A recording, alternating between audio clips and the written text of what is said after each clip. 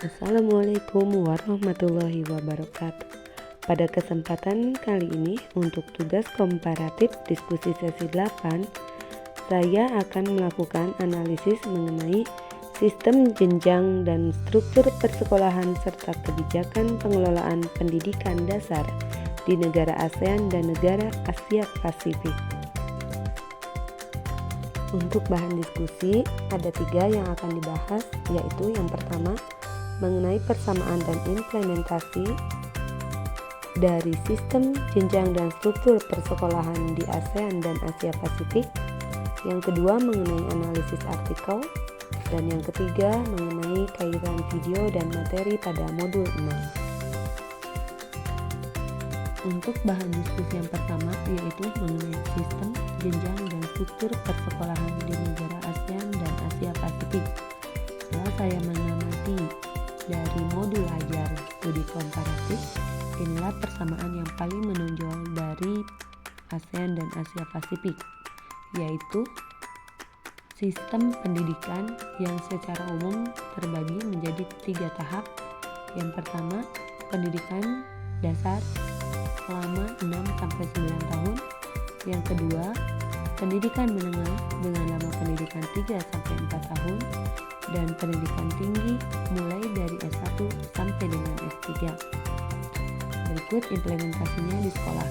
Berdasarkan Undang-Undang Risdiknas Nomor 20 Tahun 2003, jenjang pendidikan di Indonesia terbagi menjadi 3, yaitu pendidikan dasar, pendidikan menengah, dan pendidikan tinggi.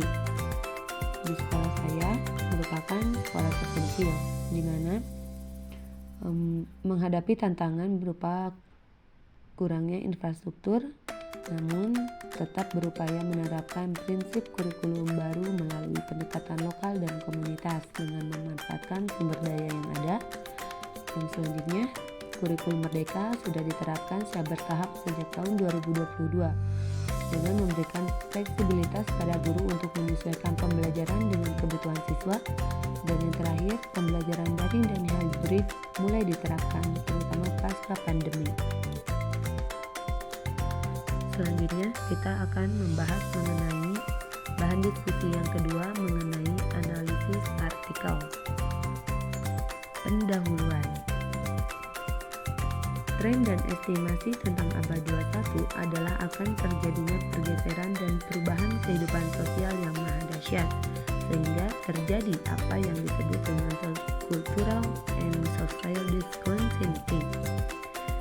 Dari hal tersebut, maka akan berdampak pada persaingan bebas yang menyebabkan tuntutan masyarakat semakin tinggi terhadap kualitas pendidikan, sehingga akan mengakibatkan banyaknya lembaga pendidikan. Pada akhirnya, jumlah lulusan pun akan semakin banyak. Pada bagian isi, apa sih yang perlu disiapkan? Di sini ada 4 hal yang perlu disiapkan menurut artikel yang sudah saya telaah. Yang pertama adalah visi dan misi pendidikan yang perlu direposisi untuk mengembangkan manusia yang seutuhnya. Potensi pikir, kata harus dikembangkan secara simultan tanpa melebihkan satu dari yang lain. Yang kedua, mengenai kurikulum. Konstruksi kurikulum harus berbasis pada hasil pencanderaan terhadap lingkungan pendidikan kekinian untuk menatap masa depan, yaitu lingkungan abad 21. Yang ketiga, mengenai pembelajaran aktif dan kreatif yang disebut dengan pendidikan kekinian, yang menghendaki pembelajaran yang bersifat kreatif dan mengutamakan si pembelajar.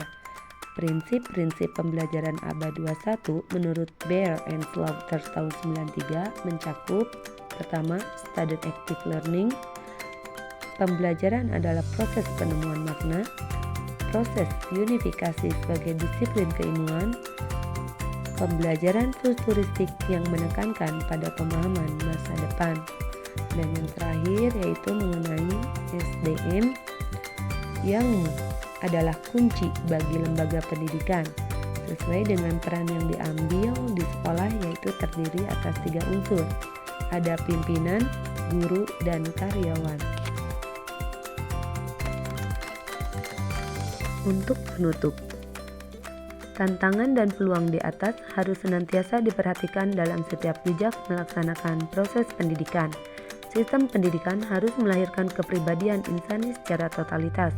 Beberapa strategi reposisi pendidikan di atas hanya merupakan awal dari kebangkitan kesadaran untuk mencoba mengkonsepsi ulang sistem pendidikan yang ada. Sebuah konsep yang mencoba membangunkan dan mengembalikan ingatan dan pandangan pendidikan akan pentingnya selalu sadar akan perubahan dunia. Pada pembahasan bahan diskusi yang terakhir mengenai kaitan video dan materi modul 6. Berikut ini beberapa konten pada video yang saya temukan, yaitu ada 3. Yang pertama mengenai General Information of Asian Education. Yang kedua mengenai System Issues and Challenges of Asian. Yang ketiga AQRF.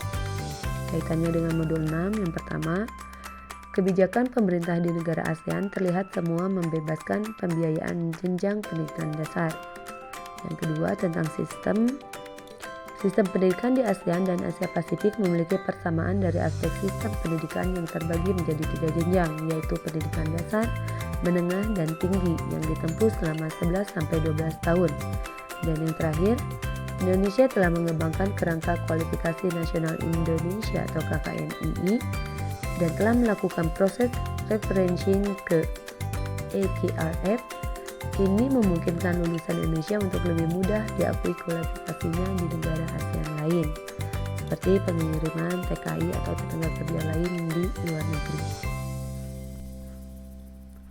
Kesimpulan secara umum, kurikulum yang digunakan setiap negara merupakan suatu alat untuk mencapai suatu tujuan, yaitu mencerdaskan bangsanya. Dengan beberapa pertimbangan mulai dari iptek dan perkembangan zaman, maka akan selalu ada penyempurnaan kurikulum sesuai dengan kebutuhan negaranya. Selain itu, guru memegang peranan yang paling utama. Guru-guru terbaiklah yang akan mempersiapkan siswa-siswa yang terampil dan cerdas. Berikut ini merupakan beberapa referensi dari artikel-artikel yang telah saya analisis untuk diskusi sesi 8. Sekian pemaparan dari saya untuk diskusi sesi 8. Terima kasih.